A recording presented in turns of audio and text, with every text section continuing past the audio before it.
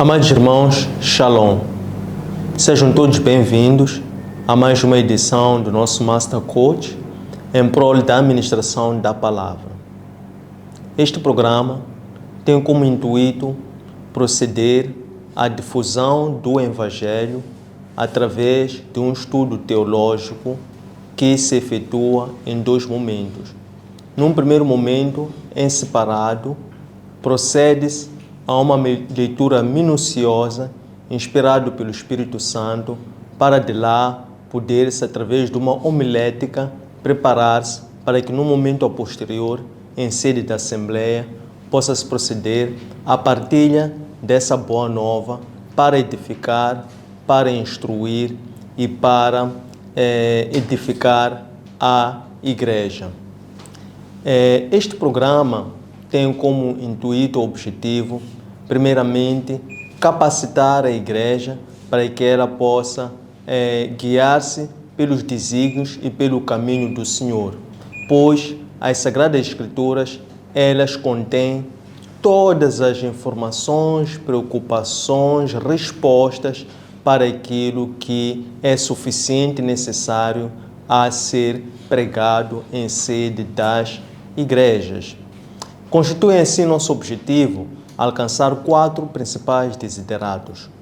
O primeiro destes é o de apresentar o Espírito Santo como a terceira pessoa da Trindade, ciente que existe um só Deus que se opera em 3 pessoas. O segundo objetivo é o de incentivar a prática da meditação contínua às Escrituras Sagradas, porque as Escrituras Sagradas é a Palavra de Deus e na Palavra de Deus nós encontramos o próprio Deus.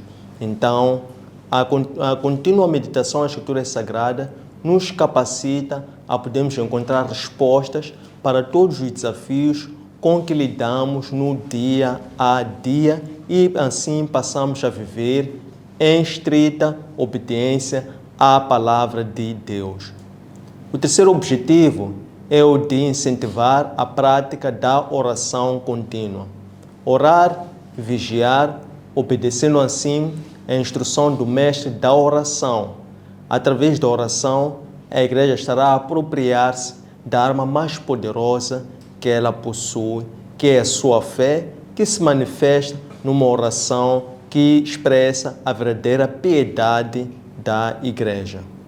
O quarto e último objetivo é o de promover a união entre o Senhor, entre o Cordeiro e os 144 mil selados, se nós estivermos todos articulados em função daquilo que emana na lei canônica, e assim podemos compreender aquilo que são os desígnios do Senhor, quando o mesmo Espírito que inspirou os profetas é este que hoje também nos assiste para poder guiar ou conduzir a Igreja para cumprir plenamente a ação missionária da difusão do Evangelho até os confins do mundo.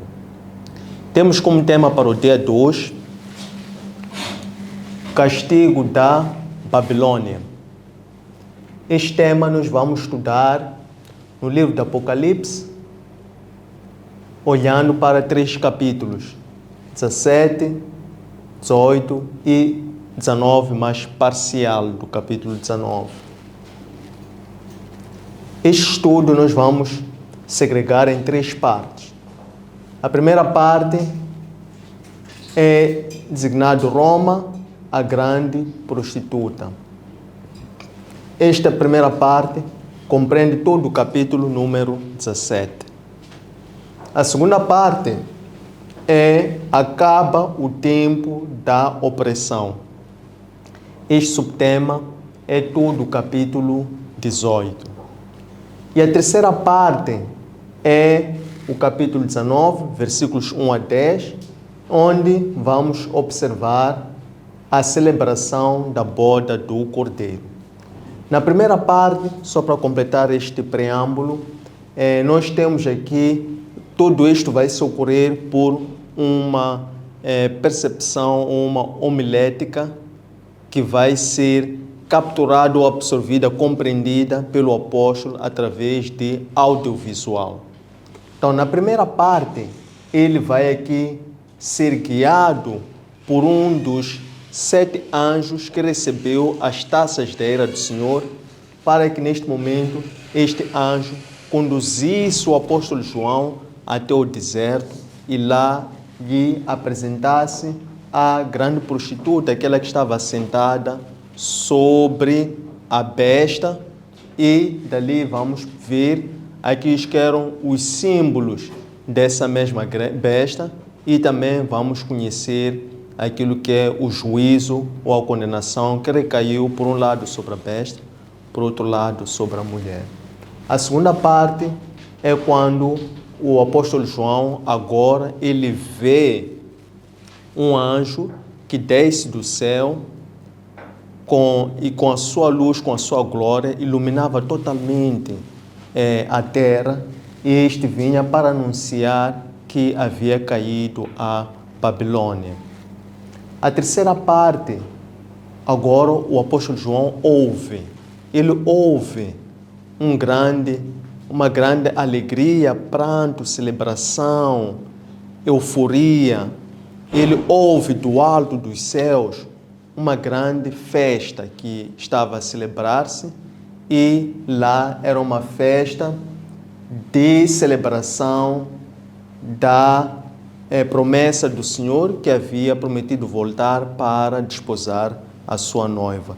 E depois essa festa tem uma réplica também aqui na terra, quando ele vê então todos aqueles que são os convidados à boda do Senhor, neste caso os santos, os mártires, e todos os quais não dobraram-se para se prostrar nem para a besta, nem para o falso profeta, nem para o dragão, que é o anticristo.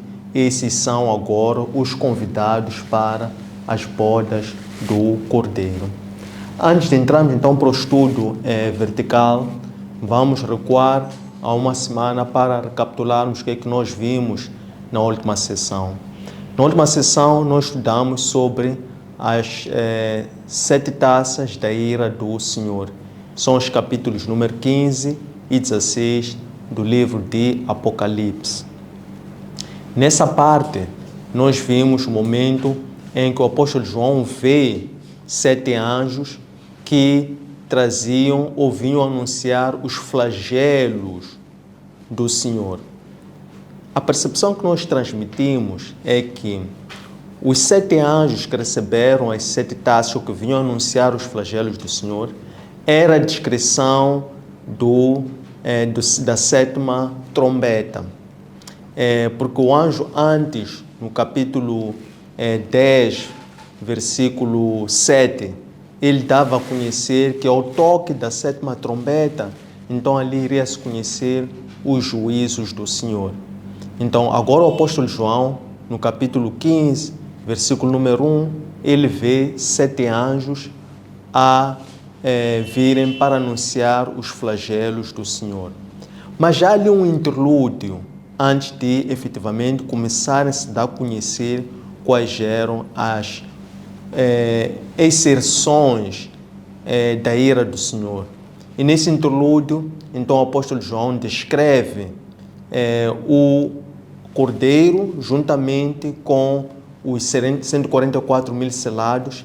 Eles amontoam-se e começam a entoar um hino de alegria, que era, neste caso, o cântico da libertação, que é o cântico do servo Moisés, que nós vimos no livro de Êxodo, capítulo 15, versículo 8 e 9. E depois também vimos o cântico da vitória, que é o cântico do Cordeiro. Depois de seguida, então o apóstolo João vê no alto, no céu, abrirem-se as nuvens. Depois ele vê o tabernáculo, que é a tenda do encontro. E vendo lá a tenda do encontro, de seguida ele vê que aqueles 7 anjos que iam para anunciar os flagelos do Senhor, eles agora recebem 7 taças. E as taças estavam cheias da ira do Senhor. Depois, então, ele descreve em todo o capítulo 16 quais foram as manifestações ou quais foram os castigos quais foram os juízos que ocorreram à medida em que eram lançadas ou eram deitadas a ira do Senhor com o entornar de cada uma das 7 taças que aqueles anjos haviam recebido. Assim, esta primeira parte vai ser, que é o capítulo 17, vai ser o momento em que o anjo dá a conhecer aquilo que foi o resultado da condenação que recaiu sobre Babilônia, que representa neste caso a Roma idólatra, Roma pagã. E começa o apóstolo João dizendo que ele vê um dos 7 anjos que no capítulo 15, versículo número 7, recebe uma das 7 taças da ira do Senhor. Aparece um destes anjos agora a chamá-lo, a convidá-lo para que ele fosse conhecer a Babilônia, fosse conhecer a mulher pagã. Então conduz o apóstolo João dessa forma para o deserto, e chegado ao deserto, o apóstolo João vê uma mulher prostituta, vestida de escarlate, que montava sobre uma besta também de cor de escarlate. Essa besta estava revestida de nomes profanos e também essa besta tinha 7 cabeças e 10 chifres.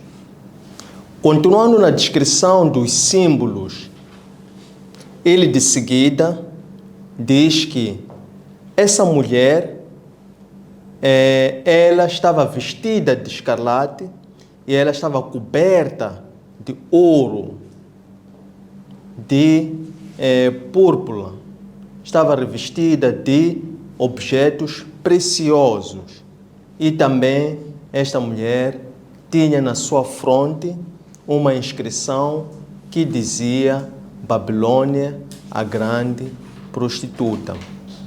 Essa mulher também trazia na sua mão uma taça, e essa taça continha o sangue dos santos, o sangue dos mártires.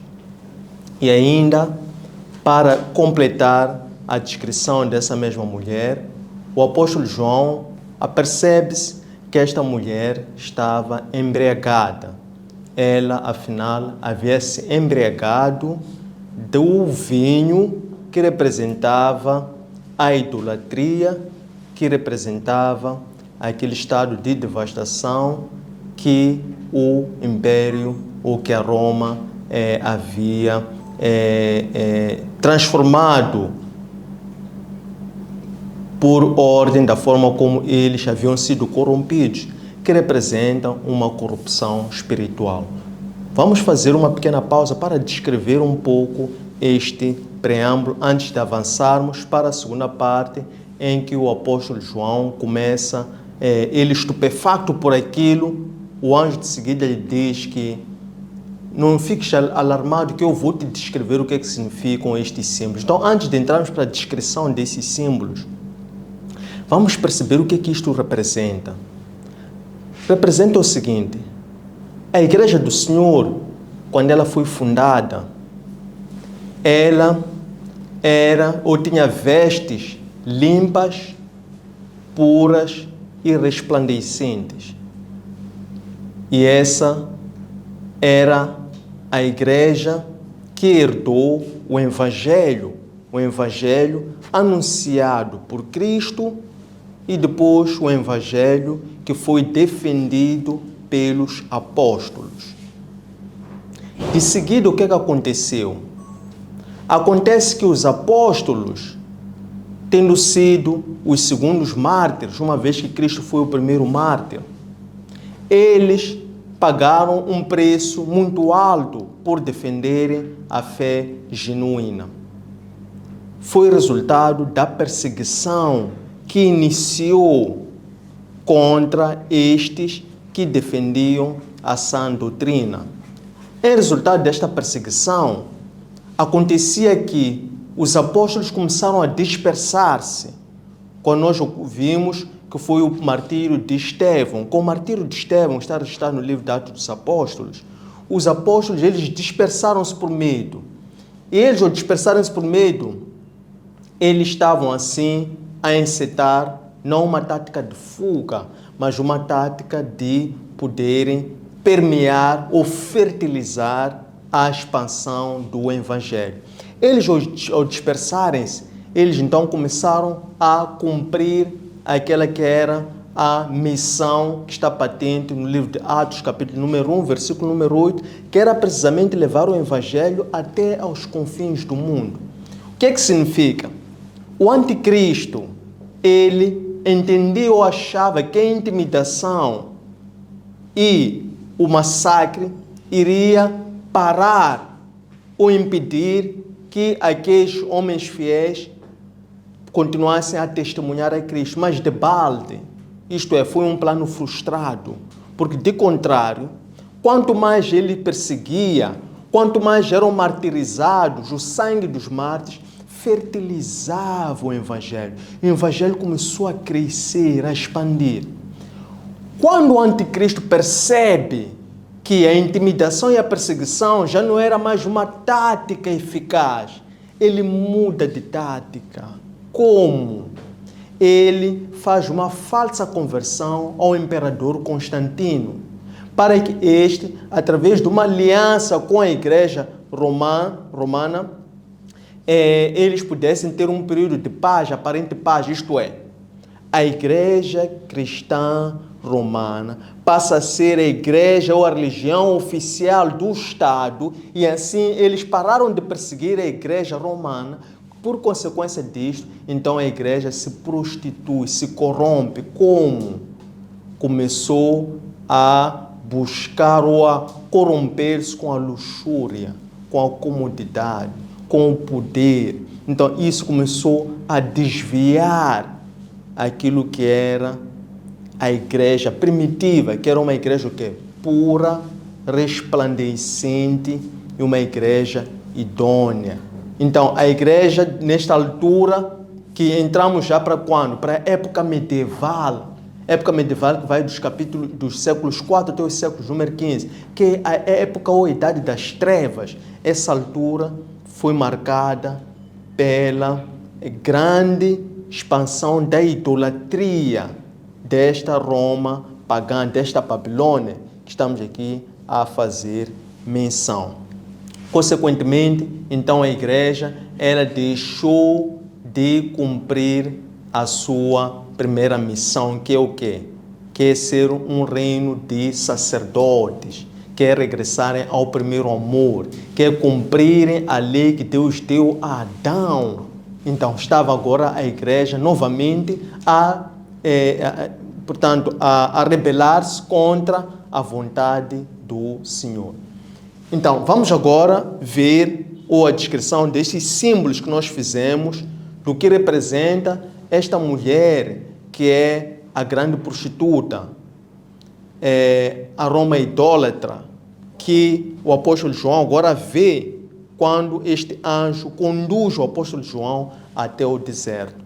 Então, ele começa por dizer assim, que a besta já não é aquela que é, porque a besta caiu.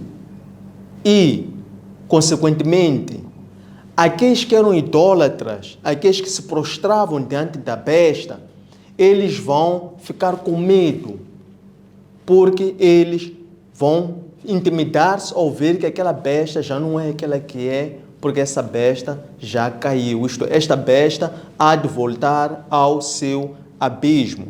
De seguida ele descreve que aquela mulher que ele vê ali embriagada, ela representa nações. Por quê? Porque ele, quando viu aquela mulher, ela estava sentada sobre as águas. O que representam as águas ou os mares? Estava sobre a orla marítima, representam povos, nações, tribos, línguas, que foram corrompidas pela idolatria e, consequentemente, passaram também a prostrar-se ou adorar ao anticristo, à besta e ao falso profeta. Ele também descreve dizendo que aquelas 7 cabeças representam as 7 colinas. O que são 7 colinas? São os 7 montes de influência. Por quê? Porque Roma é erguida sobre 7 colinas. Então representa aqui 7 reis. Desses 7 reis, temos 5 imperadores que até aquela altura já eram conhecidos. E havia um 6º que ainda estava por vir. E haveria este 6º já era conhecido. E haveria um 7º que ainda estava por vir. E o 8º rei que era a própria besta.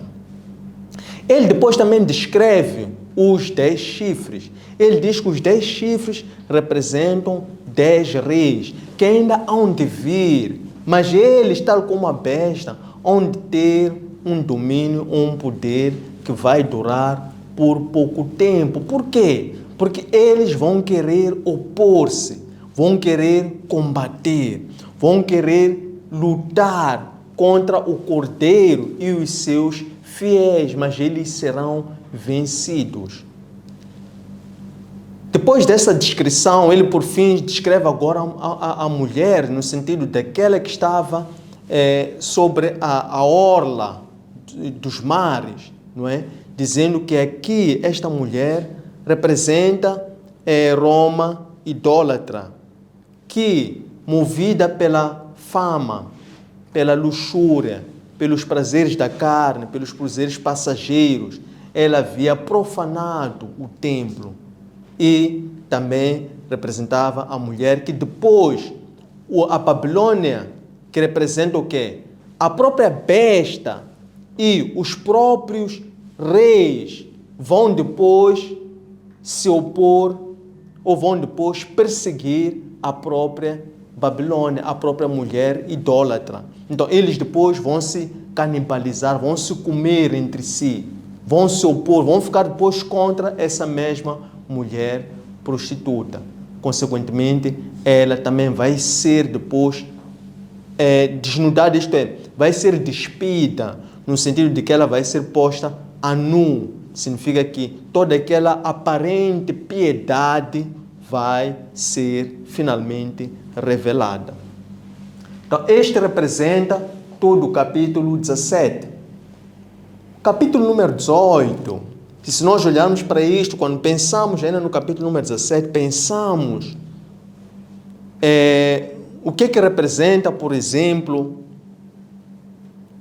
esta Roma idólatra, esta mulher que prostituiu reis, prostituiu povos, prostituiu nações com o seu vinho, com o seu cálice de vinho. Faz-nos lembrar o livro O Evangelho segundo Lucas, capítulo número 4, versos 6 até 8, ou se preferirem 5 até 8. Nesta passagem, nós vimos ali Cristo a ser tentado no deserto. Após o batismo pelo Espírito Santo, o Espírito Santo conduz a Cristo até ao deserto. Lá ele peregrina por 40 dias, estando sem comer, sem beber, em jejum.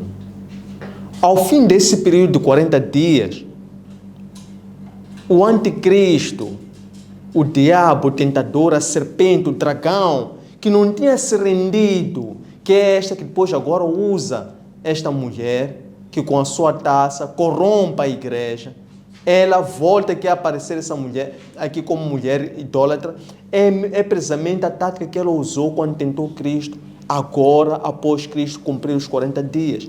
Aproxima-se a Cristo e diz assim: se tu és filho de Deus, então converta as pedras em pão. E Cristo responde, evocando o Antigo Testamento: não só do pão viverá o homem, mas de toda a palavra do Senhor. De seguida, este mesmo diabo, não satisfeito, conduz a Cristo até um local muito alto e diz-lhe para olhar assim para o largo. E diz que tudo isto que vês foi-me dado o poder. Quando é que o diabo teve o poder sobre isso tudo? Quando Adão e Eva desobedecem ao Senhor. Então, eles adquiriram o poder. Então, ele diz a Cristo que olha para tudo isto aqui. Eu posso te dar poder sobre tudo isso se tu te prostrares diante de mim. Porque este poder me foi dado. E Cristo responde: adorarás a um e único Senhor. Esse é teu Deus. Significa que o dragão, o anticristo, o Satã, ele nunca se rendeu, nunca se conformou e foi só mudando de táticas, mas sempre a procurar, de todas as formas, corromper o homem.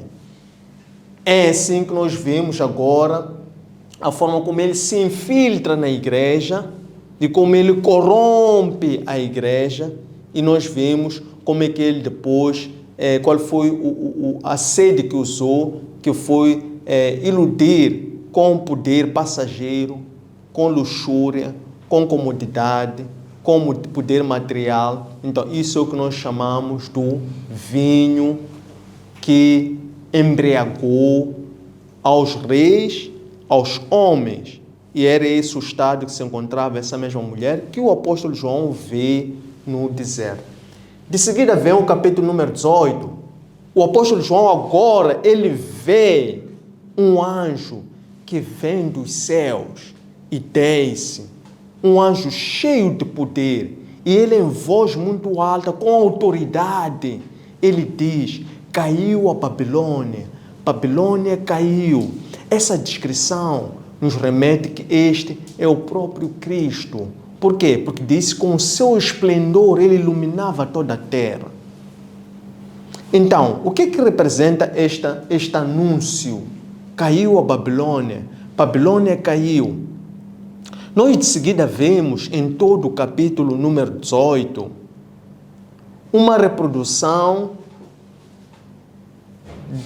do anúncio da queda de Tiro que está no livro do profeta Ezequias, capítulos 27, capítulos 28. O que ocorre de fato e de verdade? Por um lado, ocorre aquilo que representa a desobediência que essas nações, pela idolatria, e as consequências dessa mesma desobediência, que os reis de Tiro, na altura, haviam sofrido a ira do Senhor. Agora, então, eles lamentam-se, porque estavam a viver aquela condenação. Aparece aí, em particular, a lamentarem-se os reis, porque eles reinavam, tinham poder, e eles começam a lamentar que já não terão mais poder. Os comerciantes também, que faziam os vários produtos, que viviam dos artigos de luxúria, que eram os objetos que eles produziam, fabricavam, para que o povo adorasse a luxúria, que nós sabemos que é um dos 3 fontes de entrada do mal. Quando falávamos da concupiscência dos olhos, concupiscência da carne e luxúria. Então vemos também agora os comerciantes também a lamentarem-se, porque eles já não terão mais comércio. E vemos também os marinheiros a lamentarem-se, porque eles, tal como na altura do rei de Tiro, que era uma nação muito forte por causa do seu poderio militar e de sua capacidade de navegação, eles também lamentam-se agora. Por quê? Porque as nações já não estavam mais sob o seu poder, somente aquelas que haviam sido corrompidas. É o que nós vemos no cenário do capítulo número 18, em que este anjo anuncia que terminou o tempo da opressão. A terceira e última parte, que é o capítulo número 19, versículos número 1 até 10, Agora o apóstolo João, ele vê, ou ouve, já não vê, ele ouve um grande alarido a vir do alto dos céus, que era uma euforia, alegria, celebração, vozes muito altas, que estavam a festejar. Temos que perceber o que aqui estava-se a festejar. Primeiramente, estava-se a festejar a queda da Babilônia. Em segundo lugar, estava-se a festejar o regresso do noivo. Em terceiro lugar, estava-se a festejar o noivo que vem se apossar da sua noiva, oferecendo-a uma veste para a boda, para o casamento, uma veste resplandecente. E depois também nós vemos que são convidados para essa boda aqueles que também não se prostraram, mas do contrário testemunharam o Senhor, que são os mártires, que são os santos, que também estes são convidados para a boda do Senhor. Quanto a este aspecto, vamos ver duas passagens do Novo Testamento para compreendermos esses três principais elementos. O cordeiro, que é o noivo, a igreja, que é a noiva, e os santos, que são os convidados para a boda do Senhor. No Evangelho segundo Mateus, capítulo 22, versos 1 até 14, tem ali a parábola da boda do cordeiro. Esta parábola é Cristo a falar sobre o reino dos céus. Ele diz assim, que o reino dos céus é como um rei que pretendendo celebrar as núpcias do seu filho, ele organiza toda a festa e de seguida manda os seus servos ir anunciar que os preparativos da boda já estão no local e que então devem os convidados fazerem-se a boda para testemunharem o casamento do filho do rei e também juntos poderem celebrar aquela boda. O que aconteceu? Primeira vez que o rei manda os seus servos vão, anunciam essa boda, mas simplesmente as pessoas, os convidados, ignoraram. E eles voltaram para o rei. E o rei novamente volta a enviar os seus servos. Vão novamente e convidem as pessoas para virem à boda. Na segunda vez que ele envia os seus servos, alguns recusaram porque disseram que iam para o campo. Outros recusavam, justificando-se que iam para os seus negócios. E os terceiros, para além de recusarem, eles pegaram alguns servos, maltrataram, açoitaram e tiraram a vida. Essa informação então chega aos ouvidos do rei. E o rei então manda o seu exército e foi aniquilar aquela cidade daqueles que haviam morto os seus servos. E depois o rei, mais uma vez, manda agora para ir para fora da cidade, pelos caminhos fora da cidade, para ir procurar outros convidados. E chega lá, encontra outros convidados que aceitam ir para a boda do Senhor.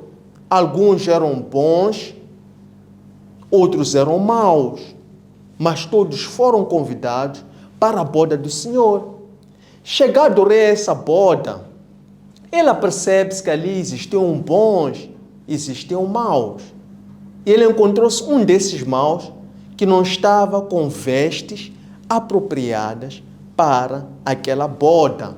Então, este rei manda retirar este convidado que não estava com vestes apropriadas e depois manda-o excomungar, exterminar, porque não estava vestido adequadamente, dando a conhecer que, primeiramente, o Senhor ofereceu a salvação aos judeus e esses rejeitaram. Depois, mandou chamar os outros, que são os gentios. Neste grupo, aos bons, aos maus. Muitos serão chamados, poucos serão escolhidos. Quem serão escolhidos? São aqueles que vão estar trajados com as vestes adequadas para aquela boda, que não se trata de uma veste física, mas trata-se sim de uma veste espiritual. Para além disto, nós podemos também nos lembrarmos da exortação do apóstolo Paulo no livro de 2 de Coríntios, capítulo número 11, versículo 2, onde ele diz que tenho por vós grande ciúme. Por que ele fala assim? Ele, como um apóstolo, como um pai apostólico, ele recebeu a missão de velar pelo povo, velar pela noiva. Como? Instruindo, exortando, edificando. Quando ele diz tenho grande ciúme, significa que ele, tendo sido comissionado a conservar a filha, que é a noiva do Cristo, do noivo, ele de tudo tinha que fazer para manter a noiva pura e imaculada. Por essa razão é que ele diz, tenho por vós grande ciúme. É também, precisamente, esta noiva. Nós aqui estamos a descrever 3 atores. O cordeiro, que é aquele que o rei queria celebrar a boda do filho. Estamos também a descrever a noiva, que é a igreja, que o apóstolo Paulo diz, tenho por vós grande ciúme. Mas também nós sabemos, para celebrar uma boda, tem que existir testemunhas. Então, as testemunhas, neste caso, são todos os santos, porque se a noiva é a igreja, testemunhas são todos os santos, inclusive os mártires, que morreram, porque todo cristão é potencialmente mártir, significa que ele morre a testemunhar a Cristo. O que é ser mártir como cristão? Ser mártir não é necessariamente ser morto ao ponto de seu sangue ser despojado por testemunhar. Esse sim, mas também ser mártir é testemunhar a Cristo até ao último instante, ainda que não seja morto por agressão física, não seja uma morte violenta por martírio, mas seja uma pessoa que morre a testemunhar e a confessar Cristo. Esse é mártir também. Estes são os convidados para a boda. Sucede ainda que aqui no versículo 9 e 10 do capítulo 19, depois o apóstolo João, ele impressionado com isso tudo, ele prostra-se para aquele anjo. Aquele anjo diz, levanta-te, não te prostes para mim, porque eu estou para te servir a ti e aos teus companheiros. Isto faz-nos lembrar a exortação do apóstolo João no livro de Colossenses, capítulo 2, versículo número 9. Porque nesta altura o povo estava a se corromper. Existia um falso ensinamento, uma falsa doutrina que estava a dar um ensinamento herege. Mas aqui é um anjo que diz: levanta-te, eu estou para te servir a ti e aos teus companheiros. E o apóstolo João, então, ergue-se e desta forma termina este trecho que estamos a fazer, a primeira parte, que é a exposição. Fica agora aberto o momento para a colocação de questões, de sugestões, de dúvidas, para podermos aprofundar este ensino. Muito obrigado. Ok, não vou repetir, mas a paz, irmãos. Tenho aqui algumas questões.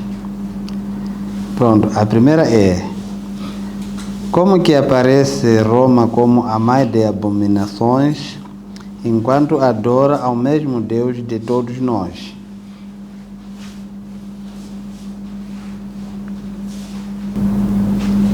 A segunda: será que o diabo foi dado tudo o que há na terra até tentar corromper o Cristo? A terceira é a última: Deus é o Criador, não o criado. Por que deixa o Satanás a matar os seus servos? Obrigado.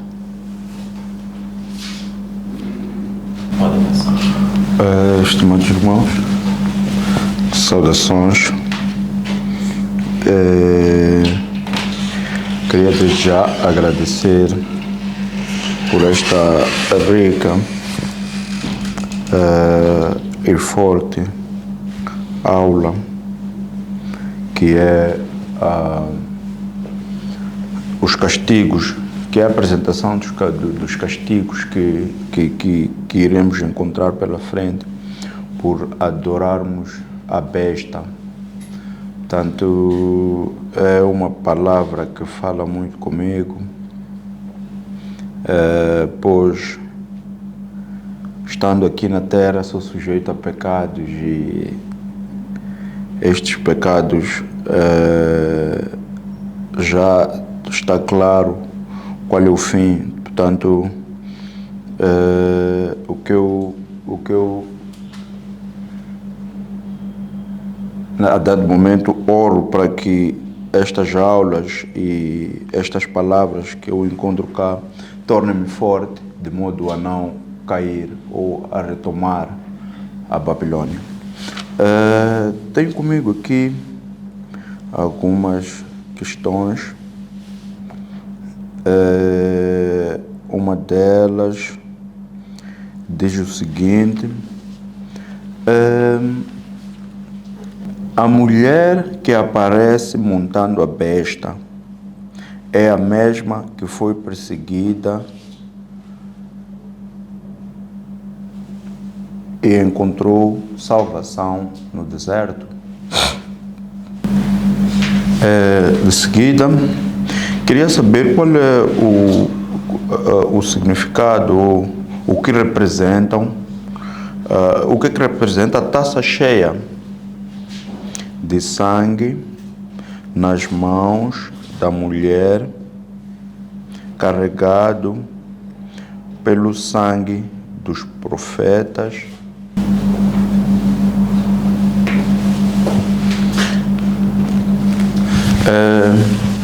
Como é que hoje a besta ou o anticristo convence os crentes a abandonar o primeiro amor?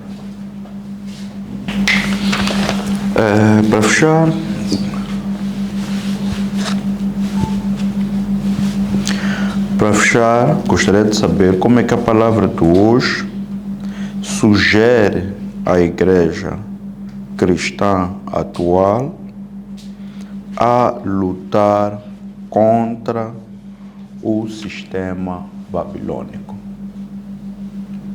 Sugere a igreja cristã atual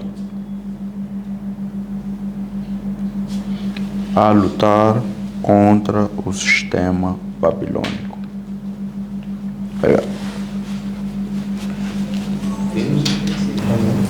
Boa noite.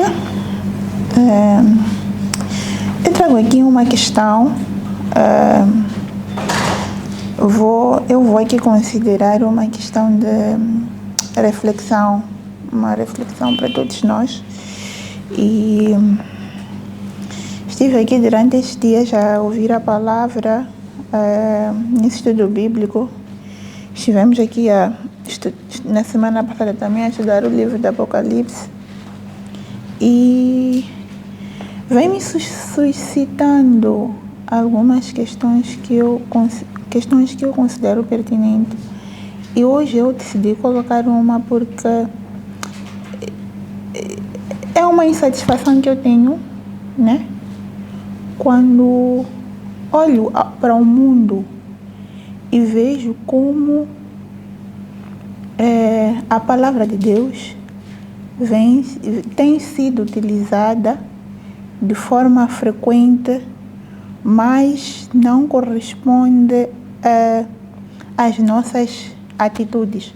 Vou falar das nossas atitudes porque acredito que todos somos falhos por natureza, mas a palavra de Deus nos instrui a seguir corretamente, obedecendo os seus preceitos e tudo. Acontece que a nossa atual geração tem falado de Cristo, mas as nossas atitudes não se manifestam naquilo que a Bíblia nos ensina. Conhecemos a Bíblia de Gênesis e Apocalipse, mas vivemos no mundo do pecado. Falo no geral, só para não particularizar, porque eu também me considero uma pecadora. Estou longe da perfeição.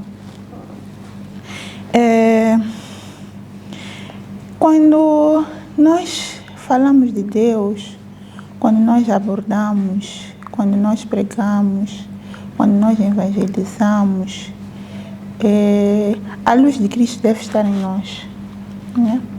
Eu, por acaso, estive a conversar com uma amiga há dias sobre isso.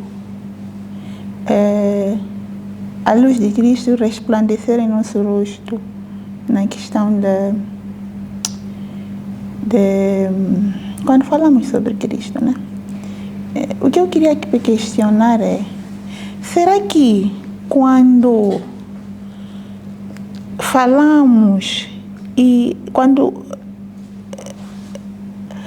as nossas palavras ecoam Cristo e as nossas atitudes não transparecem, será que nós estamos a ser vítimas de uma forma religiosa que nós estabelecemos para a nossa salvação, sendo uma forma que Deus não instrui?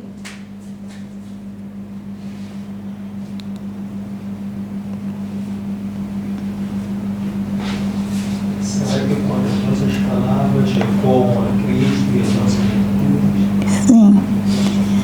Será que quando as nossas palavras ecoam a Cristo, mas as nossas atitudes dizem o contrário, não estamos perante uma forma de salvação que nós mesmos colocamos nas nossas mentes?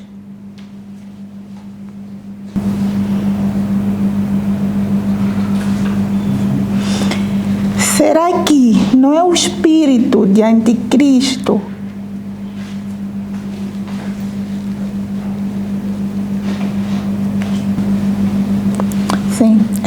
Será que não é o espírito de anticristo que se manifesta nesta atual geração? Dessa forma, como é que se consumará a nossa escravidão? Como é que se consumará a nossa escravidão? Estimados irmãos, muito obrigado por essas questões que foram aqui colocadas, em número de 13. Que vão nos ajudar a tornar o nosso estudo mais inclusivo, mais proveitoso e também mais completo. Lembro que o tema do dia de hoje é Castigo da Babilônia, que nós estudamos à luz do livro do Apocalipse, capítulo 17, verso 1 ao capítulo 19, verso número 10. De seguida, vou passar a comentar cada uma dessas questões pela mesma ordem como elas foram colocadas. A primeira destas é: como é que aparece Roma, a mãe de abominações, enquanto adora o mesmo Deus de todos nós? Na história da igreja cristã, Roma tornou-se o centro do cristianismo, a capital do cristianismo. Entretanto, se nós formos a ver como é que esta igreja erupta, que emerge, surge, depois como é que ela cresce ou evolui até chegar aos dias de hoje, nós vamos encontrar vários desenvolvimentos, várias dinâmicas, várias situações que podem caracterizar ou descrever a vida da igreja cristã, através de um recorte ou um corte daquilo que nós chamamos da história do cristianismo, desde que ela emerge, nasce com Cristo, até os dias atuais. Temos numa primeira fase que nós chamamos os primeiros 33 anos, desde o nascimento de Cristo até a época de Cristo, estamos a falar do Novo Testamento. Nós temos aquilo foi o ministério terreno de Cristo, em que ele pessoalmente veio lançar os alicerces para estabelecer uma nova aliança com o Senhor. De seguida, após ter cumprido a sua missão, ele então comissiona aos seus apóstolos, que antes eram discípulos, para que esses pudessem dar continuidade ao seu ensino, ao seu ministério. E os apóstolos, 12 na altura, depois houve um que levantou o seu calcanhar contra o Senhor, teve que ser substituído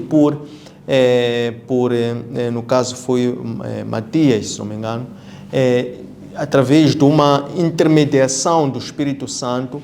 Estes então foram levantados para darem continuidade com este trabalho, que era o quê? O trabalho deles era o de edificar, instruir e exortar para a conservação da sã doutrina. Depois destes veio uma segunda geração, estamos a falar agora dos pais apostólicos, estamos a falar da patrística, que são chamados os pais apologistas.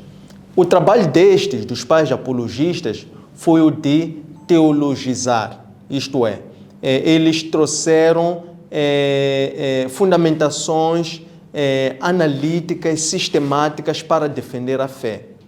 Estamos a falar de séculos 2, 3.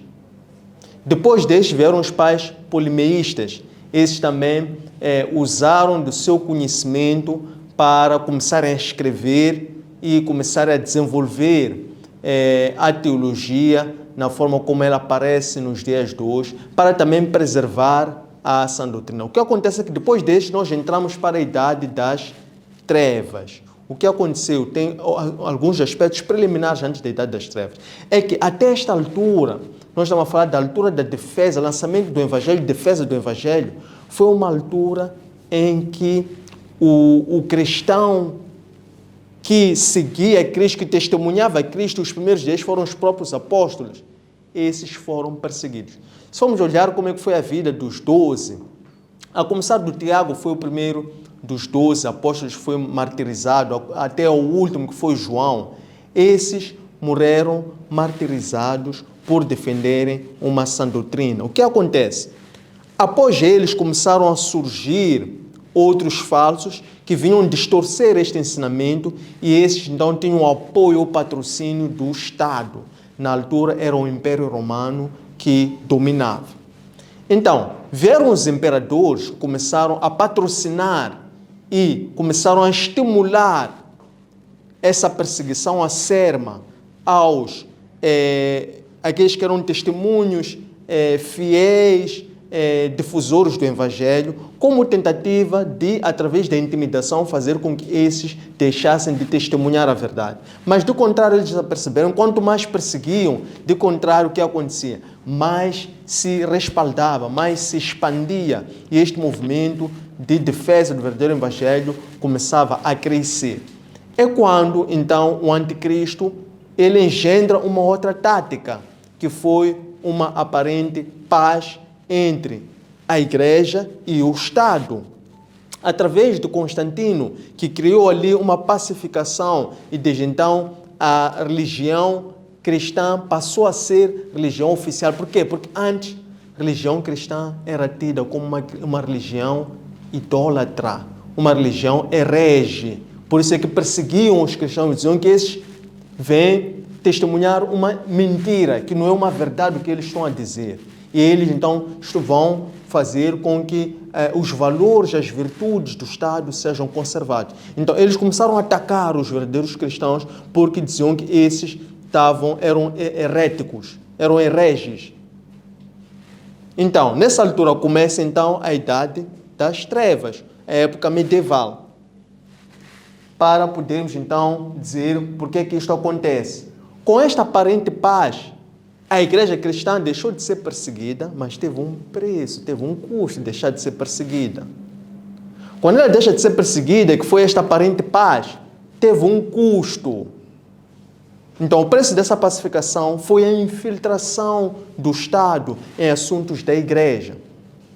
Nós vimos como é que o próprio Constantino, depois, ele pessoalmente quis intervir em assuntos que diziam respeito à igreja, nomeadamente no Concílio da Niceia, em que ele quis assumir alguns poderes que iam para além dos seus, enquanto defensor do Estado, para poder se intrometer em assuntos da igreja. Desde então, a igreja passou a ser um instrumento do Estado e, então, é quando a igreja passou a desviar-se daquele primeiro chamado que era para serem um reino de sacerdotes, para defender o primeiro amor a Cristo. Então passaram, desde então, em vez de testemunharem a Cristo, os ensinos que Cristo deixou, passaram agora a prostituírem-se.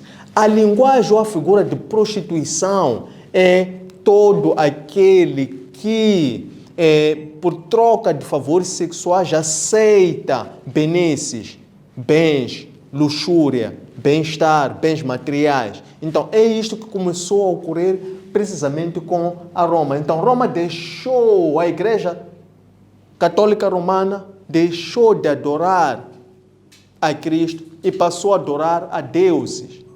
E nós vimos, eles então instituíram novos decretos, novas editais, novas regras, nomeadamente adoração a Maria, adoração a anjos, não é? A questão da consubstanciação, que era tornar a hóstia como sendo o corpo de Cristo, como sendo algo sagrado, algo santo, não é? A questão da venda das indulgências, não é? A questão das perseguições que eles próprios, porque tornou-se depois uma religião cruel e começou também a perseguir. Okay? As cruzadas, não é? Por aí em diante. Então, tudo isto faz parte das práticas que a própria Igreja Católica Romana, ela própria instituiu através dos papados, não é? E isso começou a fazer com que houvesse um desvio, portanto, a adoração ao homem, ao invés da adoração a Deus, a Cristo, ao fundador da Igreja e dos fundamentos da Igreja cristã.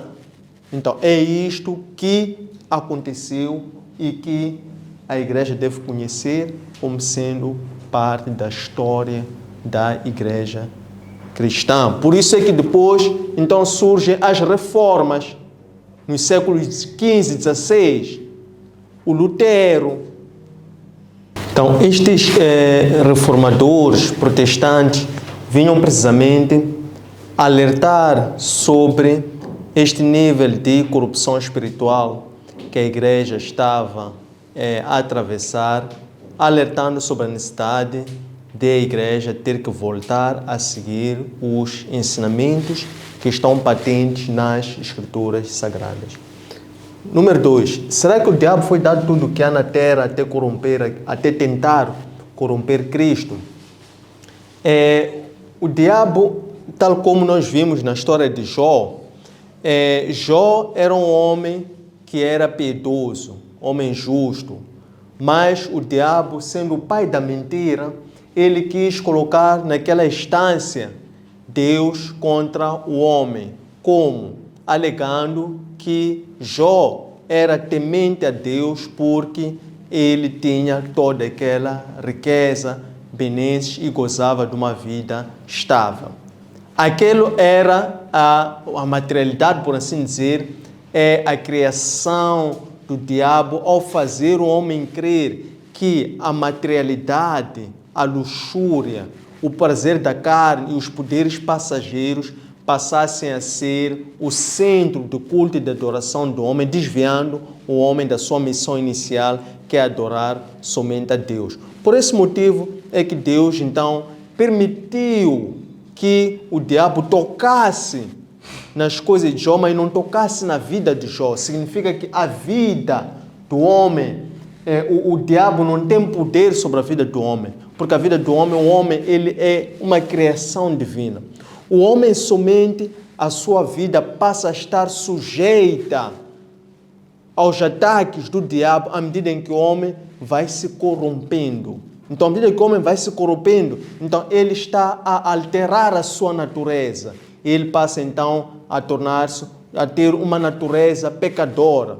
Como? Através da desobediência a Deus. Então, entra o pecado, e esse pecado que depois nos conduz à morte. Estamos a falar de uma morte espiritual. E quando a pessoa morre espiritualmente, então aí essa pessoa já está sujeita às investidas do diabo. Por essa razão é que mesmo que o diabo, pela voz do Senhor, tivesse sido autorizado a tocar as coisas de Jó, ele não tinha poder, domínio sobre a vida de Jó. Por quê? Porque Jó era um homem justo aos olhos de Deus. Por essa razão é que Jó depois foi justificado pela fé que Jó tinha no próprio Deus. Número 3, Deus é criador, não criado. Por que ele deixa Satanás matar os seus servos? Nós podemos aqui somente nos recordar que os servos, estes que foram perseguidos, porque eles tinham uma missão, eles foram tocados, foram mortos, porque eles foram obedientes àquilo que foi a instrução do Senhor. Cristo comissionou aos seus discípulos para que esses pregassem o Evangelho até os confins do mundo. E eles obedeceram. Então, eles foram mortos a testemunhar a Cristo. Por isso é que eles são mártires. Significa que eles foram mortos, mas não foram vencidos. Por essa razão é que depois eles aparecem no Sião, juntamente com o Cordeiro, a festejarem, a celebrarem a vitória. Significa o quê? Que eles foram mortos, mas eles estavam salvos, estavam vivos no Espírito, como seres espirituais, eles vivificaram. Por quê? Porque eles herdaram a promessa do reino, que é essa promessa que Cristo trouxe a todos aqueles que creem, que é crer na vida eterna. Somente essa vida eterna é exclusiva daqueles que morrerem como testemunhas de Cristo. Número 4, a mulher que aparece montando a besta, mesma foi perseguida e encontrou a salvação no deserto? Aquela mulher que foi perseguida e encontrou a salvação no deserto representa a mulher que estava grávida, que estava com dores de parto e que tinha a ânsia de dar à luz. Essa mulher é aquela mulher que no Éden, Deus, por desobediência a si, disse que ela seria ou iria gerar um filho, e o filho dela iria ter uma rivalidade eterna com o filho da serpente. E, consequentemente, o filho dela haveria de pisar a cabeça do filho da serpente. Então, esta mulher agora que aparece montada a besta é uma prefiguração simbólica do quê? Da prostituição espiritual. Então, a imagem que aparece é uma imagem de uma mulher, porque aqui o que quer se transmitir é a questão de esta troca da fé em troca de luxúria, prazeres carnais e poderes passageiros. Então, esta não é aquela mulher, porque aquela mulher ela foi arrebatada, porque ela representa a igreja. Cristo primeiro foi arrebatado. A mulher, ela quando é arrebatada para o deserto com aquelas asas, ela permaneceu lá por 3 anos e meio e ela estava arrebatada, estava salva. Depois é quando então o dragão começa a perseguir os outros filhos daquela mulher, que são todos os cristãos que vão padecer, que vão ter dores de parto, enquanto estiverem a pregar o verdadeiro evangelho, porque também estaremos a ser perseguidos pelo dragão. Número 5. Qual é o significado da taça cheia de sangue nas mãos da mulher? Nós falamos que essa mulher tinha uma taça de ouro na mão e ela estava embriagada. Embriagada de quê? Do vinho que ela deu aos reis, aos homens. Então, o significado disto é precisamente Roma idólatra, Roma Babilônia. Então, que é esta igreja que se prostituiu com o vinho deste mundo em troca de prazeres, luxúria, poder, prazeres, para que pudesse, em troca daquela aparente paz, porque já não queriam continuar a testemunhar, porque o preço do testemunho ortodoxo e fiel de Cristo é a perseguição.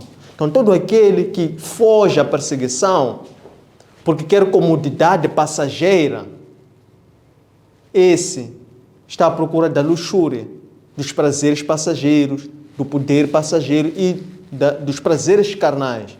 Então, esse é automaticamente idólatra, porque esse, então, rejeitando a Cristo, está agora a prostrar-se diante do anticristo. Número 6. Como é que hoje o anticristo convence o crente a abandonar o primeiro amor? Já estava até a sugerir, quando falava agora, número 5, como é que convence? Convence prometendo luxúria, prazeres, poderes passageiros, tudo aquilo que é a glória deste mundo, tudo aquilo que o diabo, quando tentou a Cristo, mostrou e disse: vou te dar poder sobre tudo isto. Então, tudo isto é a forma como o anticristo hoje convence o crente a abandonar o primeiro amor. Importa agora lembrar-nos que Babilônia, que Roma ou Igreja Católica Romana, ela é uma meretriz, significa que ela depois concebeu outras seitas, outras religiões, outras filosofias que também são réplicas deste anticristo, destas versões de perversidades ou de corrupção espiritual que continuam desta forma a rejeitar a Cristo. Número 7. Como é que a Babilônia tornou a igreja primitiva num sistema religioso apartado do verdadeiro evangelho? Então, nós também isso já tínhamos explicado, porque está muito ligada à pergunta número 1. E temos uma explicação mais desenvolvida na pergunta número 1, responde a número 7. Número 8. Como é que podemos retomar o primeiro amor após o arrependimento pela transgressão, apostasia e tentações terrenas? Então, como é que nós podemos retomar o primeiro amor? É tão somente ser um culto que seja cristocêntrico, um culto que seja bibliocêntrico, um culto que seja em respeito às escrituras sagradas e não ao pensamento do homem, e não às filosofias do homem.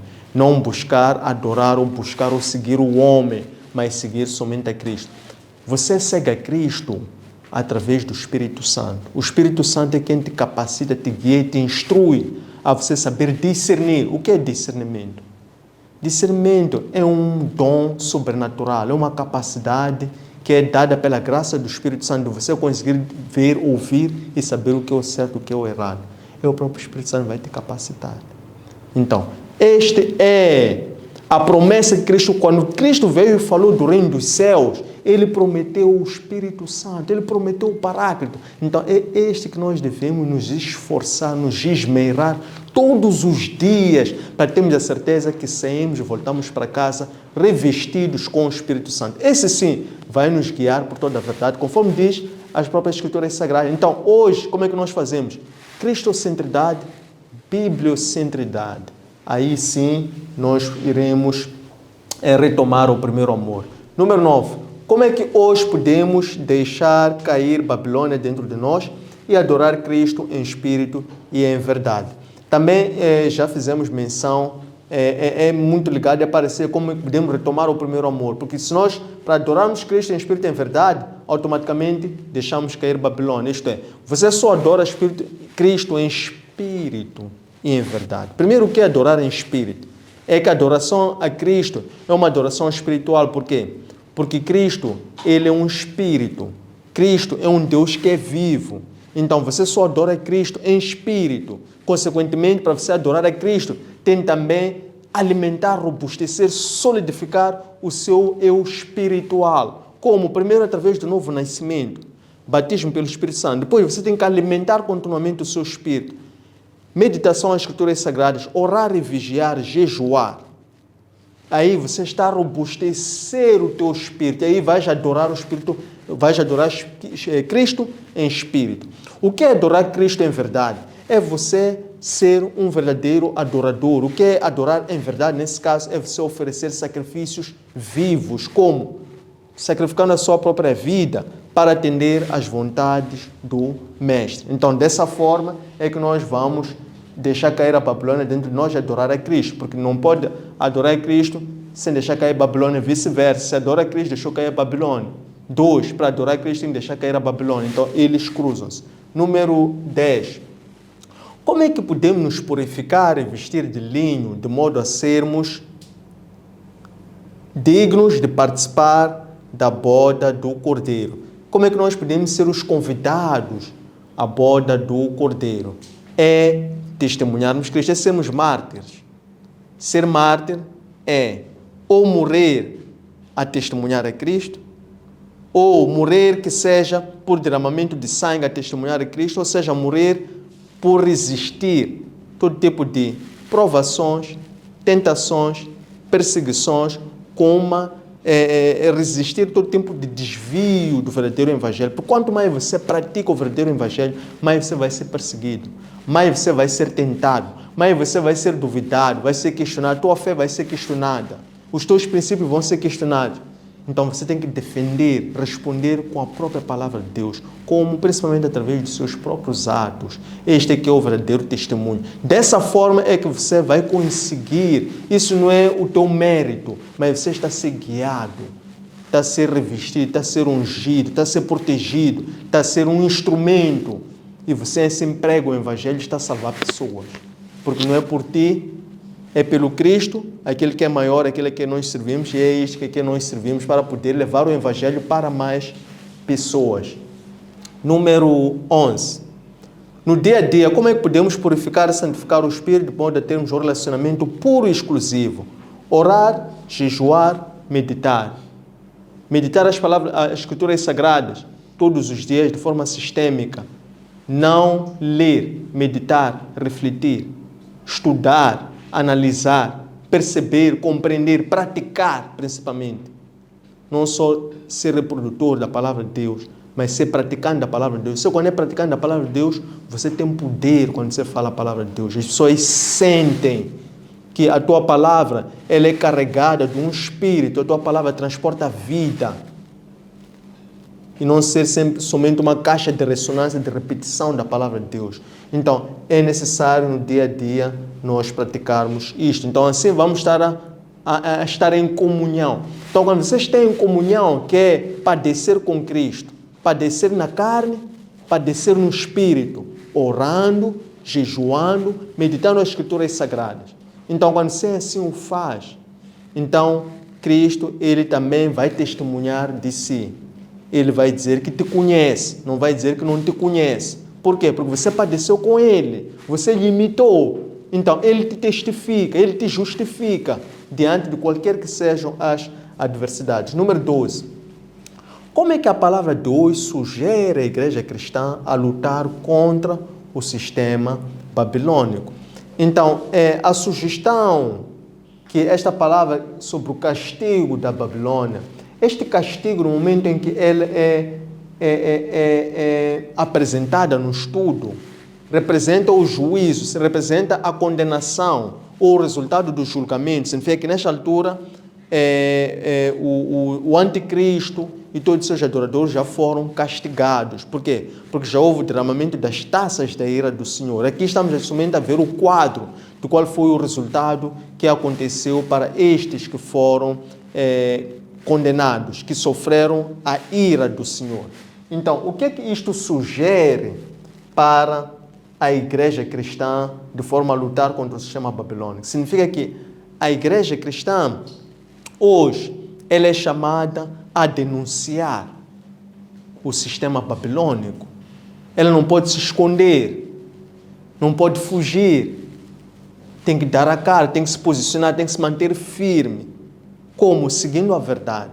Por quê? Porque este é o trabalho, é a ação missionária do próprio Espírito Santo. Não é o trabalho do homem, não é a igreja, não é a pessoa que foi tocada, levantada para falar a verdade, que saiu da sua cabeça. É o próprio Cristo a usar a pessoa, a usar a igreja. E essa verdade está na palavra de Deus. Isso é uma verdade, que você tem que buscar, tem que desejar para o Espírito Santo te capacitar, te iluminar, para você poder, então, convencer outras pessoas, para você poder destapar o véu que mantém outras pessoas também como escravas, que até entrando já para a última questão, que diz, será que quando as nossas palavras entoam a Cristo, as nossas atitudes dizem o contrário, não estamos perante uma forma de salvação que seja sugerida nas nossas mentes? Perfeitamente, certíssimo, porque aquilo que são as nossas palavras tem que encontrar perfeito alinhamento com as nossas atitudes. Até porque as atitudes primeiro falam mais do que as palavras. É interessante lembrar-nos também daquele momento em que o apóstolo Paulo se refere àquele que diz que tem fé. Porque todos podem dizer que tem fé e todos dizem que tem fé. Mas e aparecer aquele que diz, eu tenho obras. Então mostra-me a tua fé que eu vou te mostrar as minhas obras. Então, as atitudes falam muito mais do que as palavras. Então, temos que ser das palavras para as atitudes. Quando é que nós vamos ser das palavras para as atitudes? Quando nós passamos a ser praticantes da palavra. Quando nós somos praticantes da palavra, como foi muito bem dito, a palavra de Deus, ela nos instrui para a verdade. Por quê? Porque a palavra de Deus, ela é uma espada de dois gumes, que ela penetra até as medulas e ela discerne o certo do errado. Então, com a prática, com a oração, com a meditação, com o jejum, a pessoa está a ser aperfeiçoada. A palavra de Deus está a instruir para a justiça. Então, quando você é instruído para a justiça, você começa a mudar, você modifica e os teus atos também mudam, se alteram, se eles vão começar a alinhar-se com a própria palavra de Deus. É assim que o homem se torna apto a fazer a obra de Deus. Portanto, o homem é perfeito quando ele está apto a fazer a obra de Deus. Por quê? Porque é a própria palavra de Deus que te instrui para a própria verdade, porque a palavra de Deus, ela é a própria justiça de Deus, porque ela é uma espada. Enquanto você profere a palavra de Deus, ela antes cobra a ti próprio. Por isso é que muitas pessoas escolhem o que pregar, escolhem o que ler, escolhem o que praticar, escolhem o que... A palavra de Deus nós não podemos escolher ao nosso belo prazer. É o próprio Espírito Santo que vai nos mostrar a verdade. Nós temos que ter a coragem. Em muitos momentos, ao longo dos nossos trabalhos, mesmo até para escrever orações, devocionais, pregar o Evangelho, a palavra, já estudos, já a verdade, nós somos confrontados, que nos causam medo de dizer. Por quê? Vamos ser conotados. E estamos a ser conotados, estamos a ser perseguidos. Mas vamos desistir? Não, porque não é a nossa preferência, não é o nosso pensamento, não é o nosso desejo, não estamos a escolher o que dizer, o que fazer. É a própria capacitação, é o trabalho, então estamos a testemunhar o Evangelho. 2, a segunda parte. Será que não é o espírito do anticristo que se manifesta nesta atual geração? Sim, é dessa forma que o anticristo se manifesta mesmo. É distorcer, desviar a pessoa da verdade, falando uma coisa, sendo outra coisa. Então, esta é a forma clássica como o anticristo atua. O que acontece é que o anticristo, ele de tudo faz, principalmente ataca aqueles que são usados por Deus, os homens de Deus. Ele ataca todos. Ataca todos e usa táticas completamente diferentes. Então nós temos que estar sempre a orar e a vigiar, porque ele não desiste. Nós estamos a ver desde Éden, desde o nascimento de Cristo, os magos quando passam de Jerusalém, depois Herodes diz que não, quando você souber onde é, vem me dizer. Nós vimos até após Cristo, neste caso estamos a ver este arrebatamento, esta visão espiritual que o apóstolo João tem. Então, ele não desiste e ele não vai desistir. Por quê? Porque esse é o trabalho dele. Então, nós fazemos o nosso trabalho, ele faz o trabalho dele. E assim vai o mundo até a batalha final, quando Cristo vier. Por quê? Porque Cristo, quando for, nós também estaremos com ele. Nós estaremos com ele, tal como o estudo de hoje também sugere, que quando Cristo então se firmar, ele também estará ali acompanhado do seu exército. Quem é o seu exército? São os mártires, são os santos, são aqueles que vão testemunhar Cristo até o último momento. Esses vão estar do lado do Cordeiro. A terceira parte é: como é que se consumará a nossa escravidão? No sentido de como é que seremos libertos? Nós seremos libertos pela verdade. Nós seremos libertos quando buscarmos a comunhão com Deus. Mas não basta a comunhão, porque Deus o que fazia? Ele descia